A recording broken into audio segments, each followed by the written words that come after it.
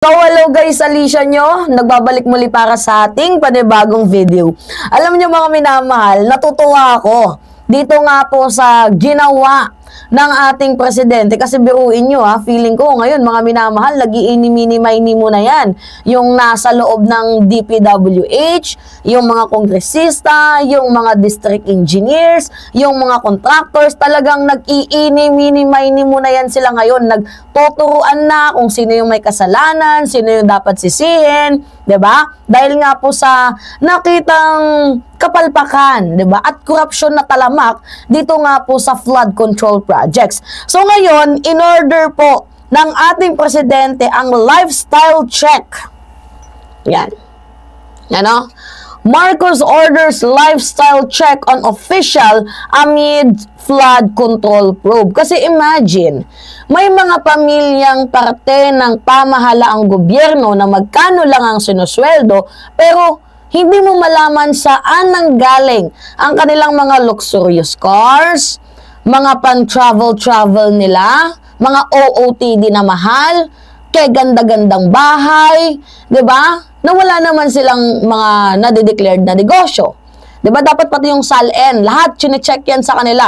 Literal na lifestyle check. Kasi according dito sa mga minamahala, according dito sa ibig sabihin ng ombudsman, ang lifestyle check is investigation strategy developed by anti-corruption agencies to determine the existence of ill-gotten wealth,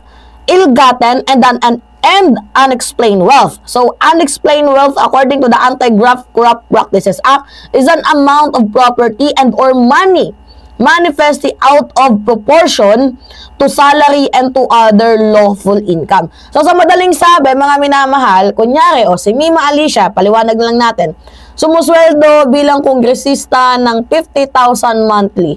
Pero magugulat kayo na meron akong sports car, mga mamahaling kotse, 'di ba? Tapos travel yung pamilya ko sa ibang bansa. So magtataka kayo saan galing ang pera ni Mima? Ba't na-afford niya yung ganong klaseng bagay-bagay? So ngayon, dahil parte ka ng gobyerno, tapos nakikita naman sa area mo na medyo there must be something wrong. Wala namang improvement. Kaya laki-laki ng budget na hinihingi mo. Nakapag-submit ka na nga ng documents, written na sinulat mo complete, pero nung binista, ghost project naman. So ngayon, okay, merong mali. So, ang gagawin ng gobyerno, lifestyle check. Itong mga nasa, nagtatrabaho sa pamahalaang gobyerno para malaman natin kung saan galing yung mga perang pinanggagatas nila ng mga luho nila. Maybe baka nga may negosyo kayo, di maganda, lusot ka doon. Paano kung wala? Paano kung yung kinikita ng negosyo mo ay maliit lang din naman pala? Diba? Tapos paano mo ma-afford ang makapagbili ng napakadaming property?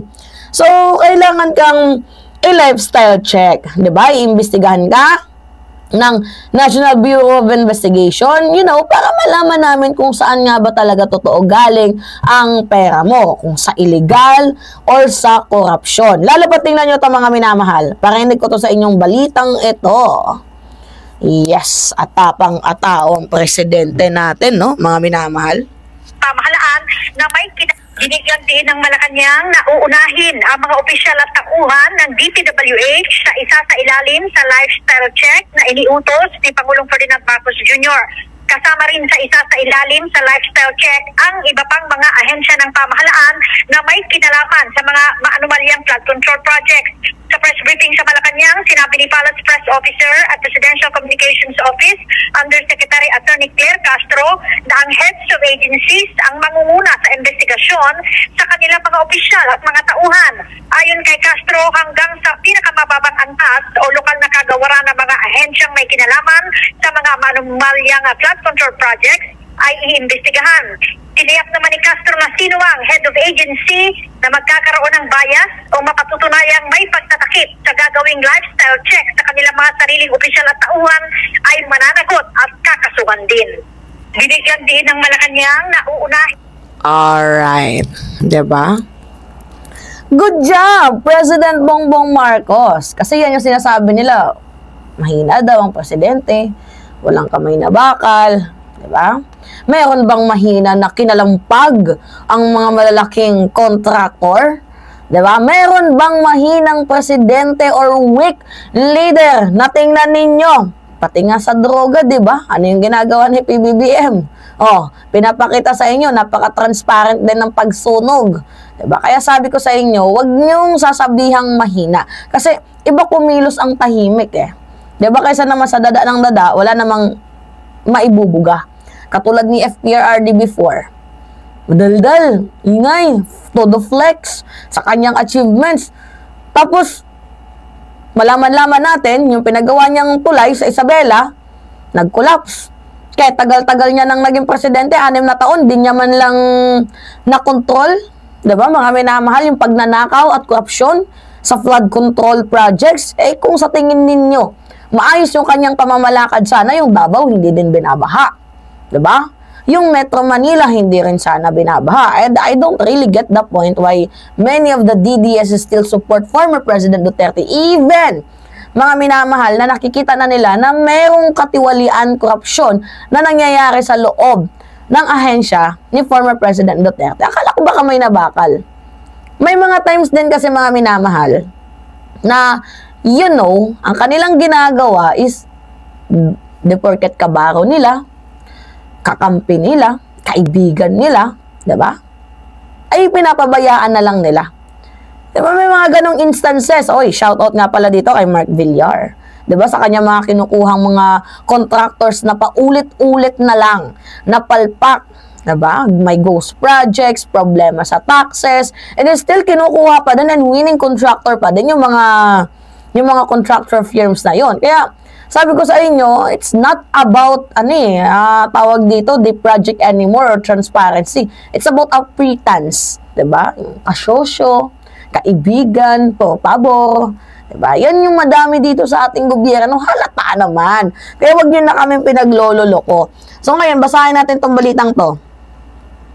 Sabi dito mga minamahal, President Ferdinand Marcos Jr. has ordered lifestyle check on all government officials as part of the government's crackdown against anomalous flood control project.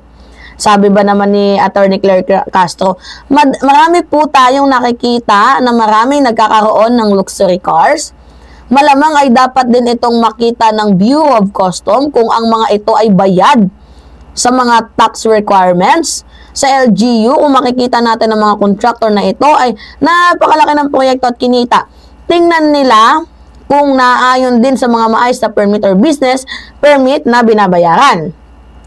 Sa LGUs, pati po sa BIR, gawin po nila ang kanilang trabaho, mag-investigate po sila. Hindi natin may kakaila na merong mga DPWH official na sinasabing involved sa mga maanumalyang proyekto at malamang nagsisimula sila doon. Kaya ngayon, nag-i-mini-mini muna yan sila eh.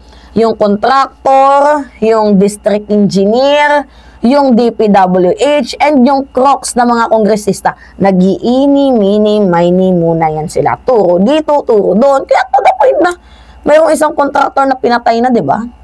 Isang engineer. Binalibag.